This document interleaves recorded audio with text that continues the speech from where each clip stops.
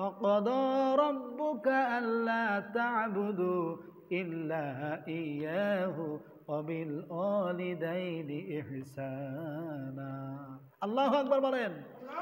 রব্বুল আমিন বলছেন আমি আল্লাহর ইবাদত করার পর তোমার পিতামাতার খেদমত করো, তোমার পিতামাতার জন্য খেদমত করবে। সুবহানাল্লাহ। পিতামাতার সঙ্গে সুন্দর ব্যবহার করবেন। উফি ওয়ালা তানহারুহুমা, তোমার পিতামাতা যেন পরিমাণে কষ্ট না পায়, অথবা তোমার পিতামাতার উপর রাগান্বিত হয় তুমিও যেন পরিমাণে কথাটা উচ্চারণ না করো। আল্লাহ পাক বলছেন ওয়ালাউ তাকুল্লাহুমা কওলান কারীমা, তোমার পিতামাতার সঙ্গে নরম কোমল ব্যবহার করো। বলি সুবহানাল্লাহ। রাগ ঝাল করে মাথা ঝাঁকি দিয়ে গরম হয়ে কথা বলা যাবে না, নরম কথা বলতে হবে। কথা বলেন ঠিক কিনা? নরম কথা বলতে হবে, কোমল ব্যবহার করতে হবে। আল্লাহর নবী মুসা আলাইহিস সালামের জামানায় মুসা আলাইহিস সালাম আল্লাহর কাছে প্রশ্ন করলেন, রব্বুল আলামিন আমি মুসা এই জামানার শ্রেষ্ঠ পয়গম্বর, আমি মুসার সঙ্গে জান্নাতে কে যাবে?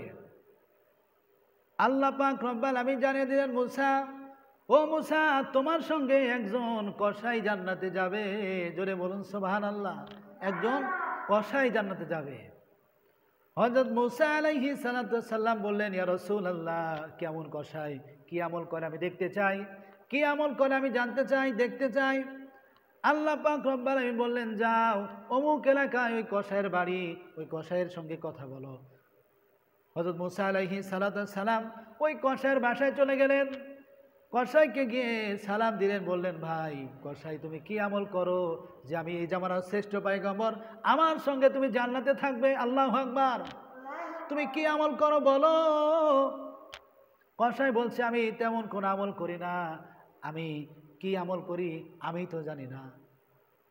বলছে, বলো তুমি কি কাজ করো।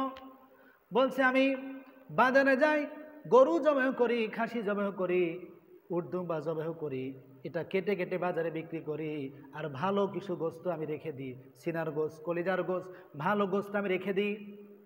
এই গোস্তটা রাখার পরে বাকি গোস্তগুলো যখন বিক্রি হয়ে যায়, ওই গোস্তগুলো আমি বাসায় নিয়ে যাই, যেটা আমি রেখে দিয়েছিলাম ওটা বাসায় নিয়ে যাই, নিজের হাতে রান্না করি।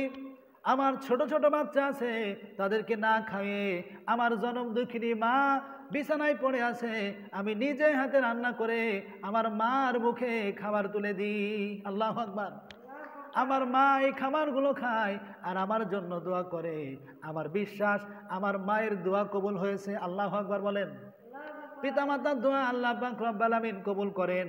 হযরত মুসা আলাইহিস সালাম বুঝতে পারলেন যে আল্লাহ পাক রব্বুল আমিন এই কসাইয়ের মায়ের দোয়া কবুল করেছে, মায়ের খেদমত করেছে, এই জন্য আল্লাহ পাক রব্বুল আমিন আমি মুসা কালিমুল্লাহ আমার সাথে এই লোকটা জান্নাতে থাকবে। সুবহানাল্লাহ।